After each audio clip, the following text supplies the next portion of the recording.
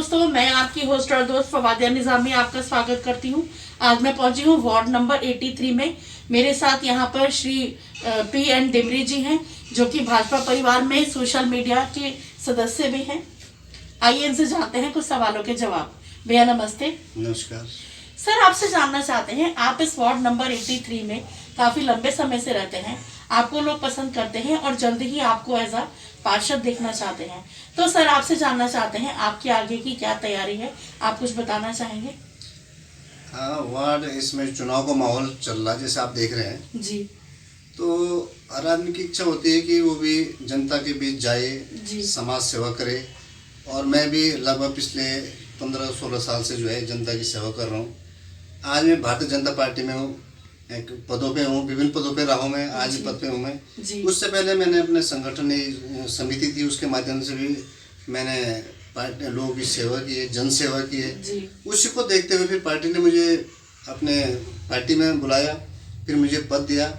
उसके माध्यम से मैं पार्टी के माध्यम से जनता की सेवा कर रहा हूँ। लेकिन अब इच्छा ये है कि हाथ में कुछ पावर हो, जनप्रतिनिधि बने, पार्षद बने, और फिर उसके माध्यम से एक पावर हमारे हाथ में आ जाती तो जनता के काम करने की, जैसे थाना चौकी या किसी संस्था, किसी कार्यालय में कोई दिक्कत नहीं होती है, आराम से जनता के फिर काम हो जाते हैं। अभी ये होता कि एक आम आदमी को वो जन सेवा तो करता है वो, लेकिन थोड़ी दिक्कत हो जाती है। पार्षद बनने के बाद या कोई जनप्रतिनिधि बनने के बाद काम करना उसके लिए आसान हो जाता है, इतना फर्क है।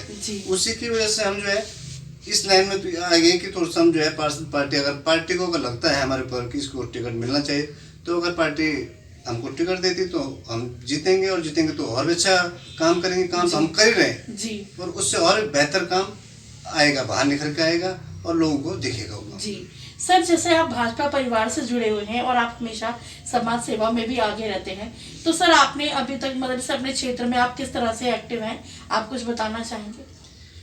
एक्टिव यही है, लोगों की जो समस्याएं होती हैं, जैसे ना राशन कार्ड हो गया, या तुम्हारा पेंशन लगाने किसी की, बिजली होगी, पानी होगी, कहीं पे रोडें खराब है, सीवर लाइन, जैसे आजकल सीवर लाइन पड़ रही है, तो कहीं पे एडीबी वाले काम नहीं कर रहे हैं, उन्होंने बीच में काम बंद कर देता है। बहुत जगह ऐसे ये वार्ड 83 पहले से वार्ड है, ये आज का नहीं है। जैसे बंजारा वाला है, ये मथुरा वाला है, ये नई वार्ड है। ये वार्ड पहले 35 नंबर वार्ड था, ये 100 वार्ड बनने से पहले। अब ये 83 वार्ड कहलाता है। तो कुछ एरिया यहाँ पे ऐसे हैं जो ये बीच में नहर आई है, तो उसकी वजह से कुछ एरिया में सीवर लाइन नहीं पड़ी है, वहाँ दिक्कत भी आ रही है। तो वो भी संघर्ष है कि उस पर भी सीवर लाइन पड़े, उसे चाहे कुछ भी करना पड़े। उसमें माननीय विधायक से भी बात की इस बारे में कि जो सीवर लाइन जानी पड़ी, लोगों की शिकायतें वो पड़नी चाहिए। उन्होंने भी जल निगम को बता दिया है, जल्द उस पर भी काम हो जाएगा। तो जन सेवा तो कई प्रकार के माध्यम से होती है। कोई गरीब है, कोई बेचारा है, कोई सहारा बेचारा, तो सेवा का तो कोई एक लिमिट ही नहीं है, मेरा मानना है। कई प्रकार की सेवा होती है। तो जो सर आपसे एक बात जानना चाहेंगे, जैसे अब से 2 साल पहले कोरोना और डेंगू दोनों ही महामारी के रूप में सामने आए थे, तो सर हमेशा भाजपा परिवार इन चीजों में सबसे बढ़ चढ़कर आगे ही रही है। तो सर आपसे जानना चाहते हैं, आपने उस टाइम पे लोगों की किस तरह से हेल्प करी, आप बताना चाहेंगे? हमारे यशस्वी प्रधानमंत्री माननीय आदरणीय श्री मोदी जी ने उस समय हमको जो भी काम दिया, वो हमने, जैसे लोगों को किसी को राशन नहीं मिल रहा था तो उन तक राशन पहुंचाया, किसी को भोजन नहीं मिल रहा था तो यहाँ तक कि भोजन बना के उनको सर्व किया गया। उसके अलावा बहुतों को जैसे गैस सिलेंडर नहीं मिले ऑक्सीजन के, तो जहाँ तक कोशिश हो सकी हमसे, जितना हो सका, फोन के माध्यम से, चाहे विधायक जी को बोला, चाहे सांसद जी को बोला, चाहे अपने प्रदेश स्तर के पदाधिकारियों को बोला, जहाँ हमारे जिस पर चलता था उनको उपलब्ध कराइए। हमें अफसोस भी है कि 1-2 हमारे साथी भी उस दौरान चले गए हैं।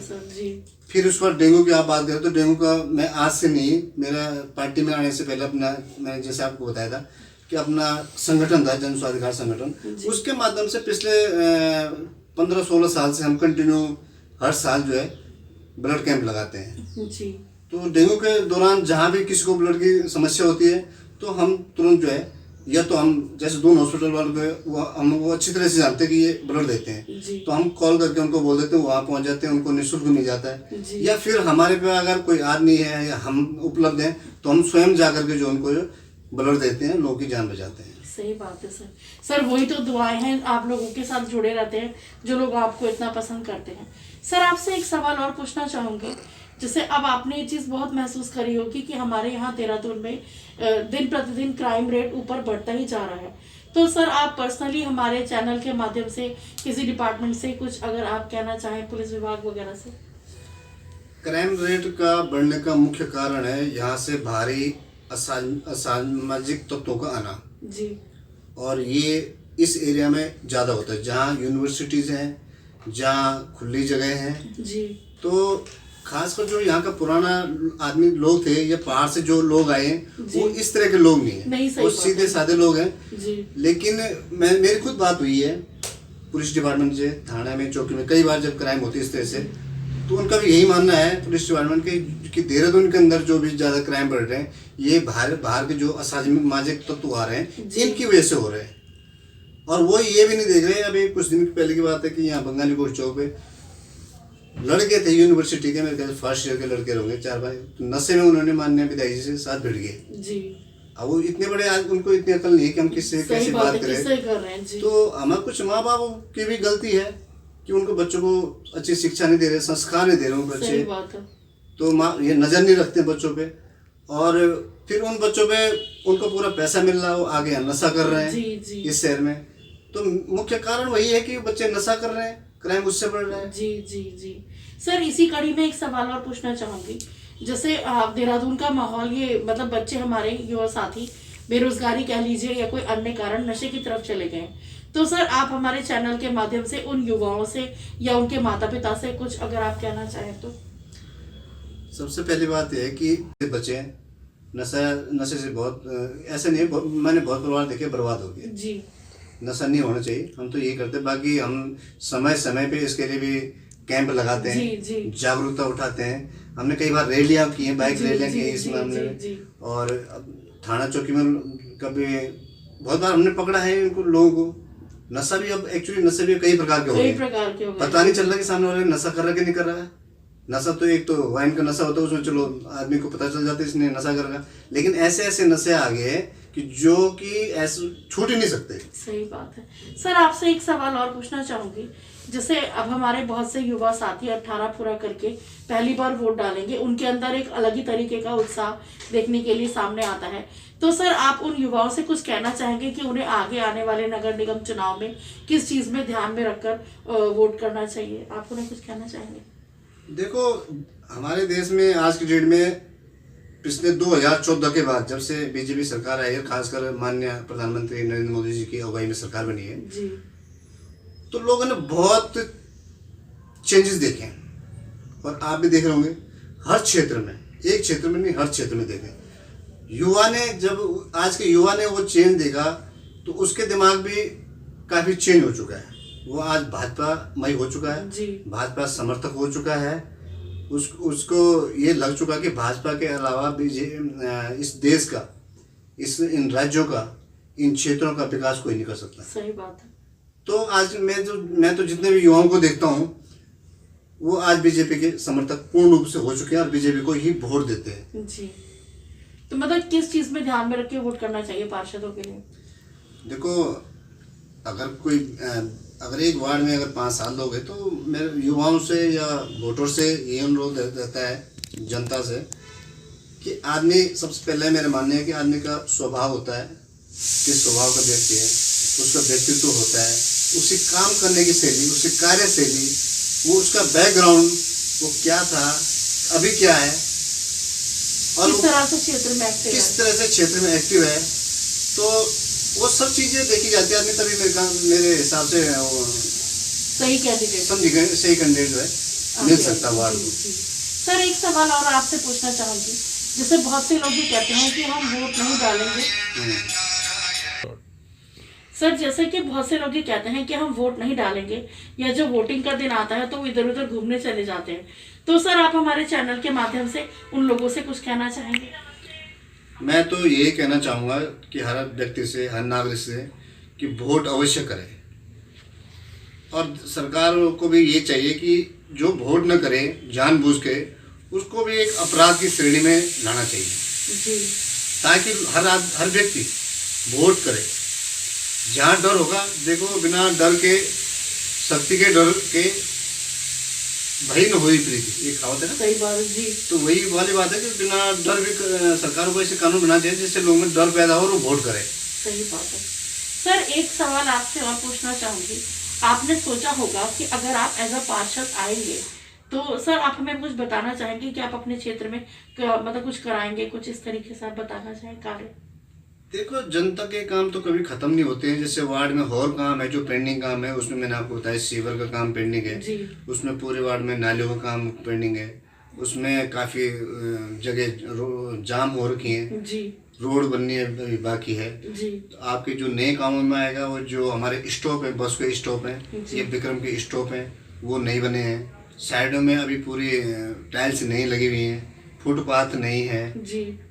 इस तरह से सौंदर्यीकरण काफी हो सकता है। हमारे यहाँ पार्क नहीं है, पार्क अगर कोई जगह होगी उसको पार्क नहीं है, पार्क बनाए जाएंगे। जनता को साइडों में, रोडों के साइडों में बैठने के लिए जी। कुर्सियों स्टैंड लगाए जी। जाएंगे। जी। तो काम तो ये मोटा मोटा मैं आपको गिना रहा हूँ, काम तो बहुत है जनता के करने के सही लिए। बात है। तो इस तरह के काम दिमाग में है, वो करेंगे पूरा। अच्छा वार्ड बनाएंगे, साफ सुथरा वार्ड बनाएंगे ताकि नंबर 1 का वार्ड रहे जी।